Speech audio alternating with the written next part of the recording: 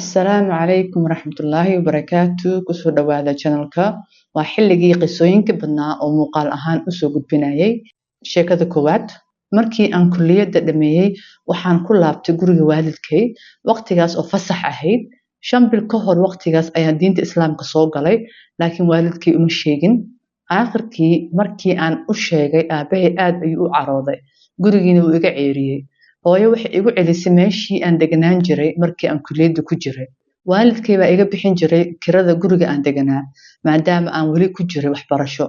hadda lacagtii way iga goosteen kulli shaqana ma haysto lacag aan ku bixiyo kiradiina ma haysan habeenkaas waxaan tukaday tahajjud salaada qiyaam leyl oo Allah subxaanahu wa ta'ala waxaan weydiistay caawinaad subaxdii xigtay baan waxaan helay telefoon ii soo dhacay oo dad raba inaan u shaqeeyo shaqo muddo dheer ah waxaan i weydiiyeen inaan bilaabi karo maalinta xigta waan aqbalay shaqadii wayna iga heleen waxayna iga dhigteen qof macallin oo waqti buuxo oo full time u shaqeeya qoladaas waxaan u shaqeynayay muddo 3 sano alxamdulillaah aad iyo aad ayaa ilaahay ugu mahadcelinayaa inuu iga aqbalo ducadeedii uu i caawiyay isla markaan aad ugu baahnaa markaan shaqada bilaabay maalintii xigtay especially maalintaasna waxay ahayd maalintii ugu horeysay oo aan xijaabka xirto ilaa iyo markaasna waan xirnaa xijaabka alxamdulillaah qofka labaad qofkan video ayuu ka dhageystay oo sheekh ka hadlaya istighfaarta qofkan wuxuu ku bilaabay ilaahay ha ku barakeeyo sheekh ma aanan ogeyn arrintan istighfaarta habeenkii xalay anigoo shaqada ku jira ayaan sameeyay 500 oo istighfaar waxaana dareemay iftiin weyn oo qulubtayda soo gashay saaka subaxdii 7dii markay ahaydna ayaan waxaan helay lacag ah $212 oo aan meel ku iloobay oo la ii soo celiyay alxamdulillaah rabbil caalamiin subxaanallah qisada saddexaad ramadaanka ayaan bilaabay inaan sameeyo istighfaar waxyaabo mucjisooyin ayaa indhahaygana ku arkay sida qof iska kaysiiyay €50 iyo casumaad cunto bilaash ah oo maalin kasta lagu siin jiray maqaayad agteena ku taal iyo dad kale oo igu caawiyay cuntooyin badan inaan cuno sida ramadaankii waqtiga ahayd naxariista alle waa kan ugu naxariista badan alxamdulillaah fiiro gaar ah isticmaalkan yar oo farta lagu gashto oo tasbiix lagu tiriyo sababtoo ah way kugu dhiirigelinaysaa inaad si isdaba joog u sii wado oo aad u samayso astaghfirullah markaad aragto tirada oo kordhaysa waxaan hore u ilaawi jiray inaan dhikrka sameeyo hadda ka hor intaan isticmaalin geedkan yar oo farta la gashto laakiin hadda nolosheedii muhiimad weyn bay ka tahay tijaabi tasbiix kan lagu tiriyo sheekada afraad subxaanallah hal sano ka hor ayaan shaqo la'aan ahaa waxaana la kulmay dhibaatooyin badan muddadaas sanadkii hore waxaan daawaday video YouTube ku jira oo istighfaar ka hadlaya kadib ayaan waxaan bilaabay inaan 7,000 oo jeer akhriyo oo astaghfirullah alxamdulillaah 2 bilood kadib shaqo ayaan helay waxaan sidoo kale oo bilaabay inaan tukado salaad qiyaam leyl tahajjud ee inaan 1,000 jeer akhriyo saliga nabiga calayhi salaatu wasalaam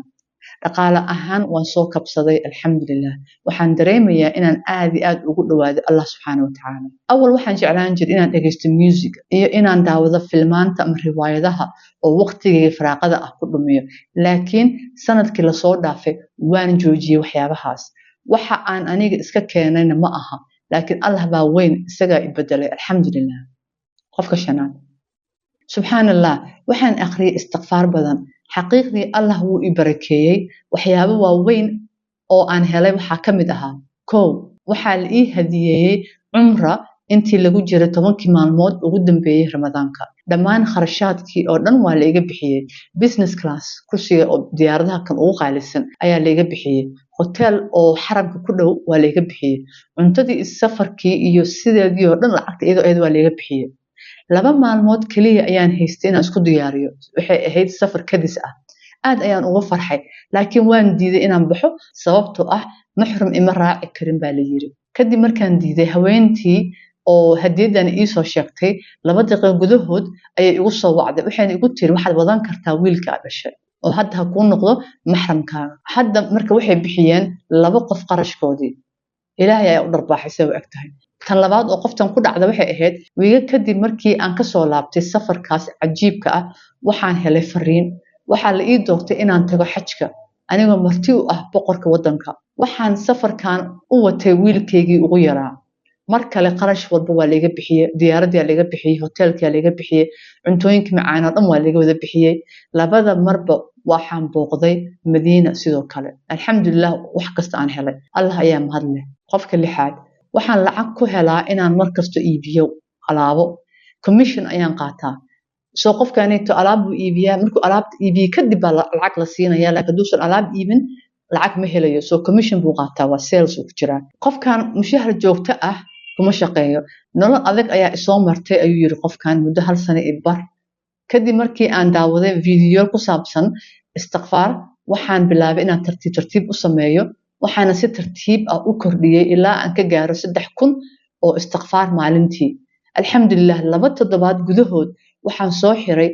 iibiskii ugu horeeyay ama commissionkii ugu horeeyay muddo 1 sano iyo bar intii ahayd alxamdulillah soo qofkan wuxuu dhahayaa 1 sano iyo bar wax waan iibin waaye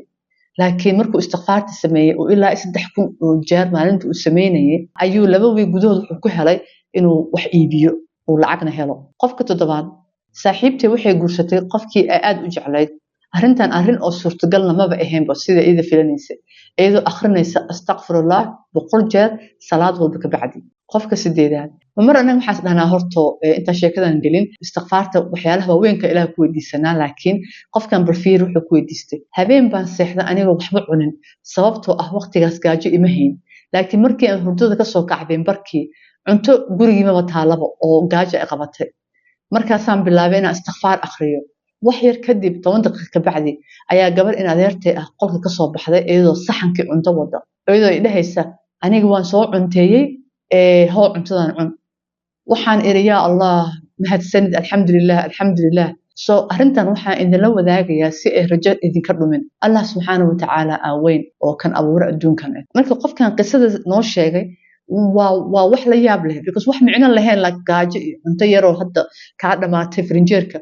ayuu qofka istighfaarta badiyay anda isla markiiba cunta soo loo keenay marka waa wax ajaa'ib leh inta yarist xataa ma aragtay markasta wax yarba Allah ka dhigay wax kasta u baahan tahay istighfaarta akhri okay qofka sagaalaad aniga ahaan runtii istighfaar way ii shaqeysay markii aan u guuray magaalo cusub way igu adkaatay inaan shaqo helo markaan video ku arkay YouTube oo ku saabsan dad ducadoodii laga aqbalay markay sameeyeen 10,000 oo jeer oo istighfaar ah waan isku dayay waana ii shaqeysay alxamdulillah ama qofkan uu isku dayay laakiin anaga isku daytaan u baahan waa ognahay inay shaqeynayso insha Allah so aan ku dhaqaaqno qofka tobnaad alxamdulillah waxaan bilaabay inaan si daacad u akhriyo istighfaar astaghfirullah rizq kaliya nolosheedii maanan helin laakiin waxaan helay also ku dhawaansho Ilaahay ku dhawaanayo subhanallah qofkan wuxuu dhahayaa aniga rizq iyo iska badaab inaan rizq helay Ilaahay ayaan ku dhawaaday xataa u soo dhawaaday moor qofka 11aad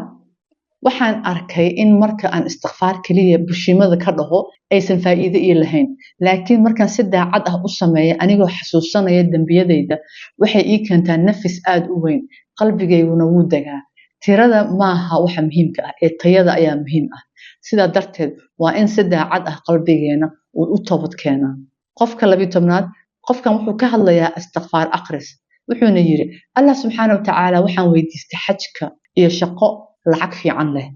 aan ku sheegay xaaladeyda maanta dhowr maalmood ka hor ayaan xajka ka soo laabtay alxamdulillah waxaan also helay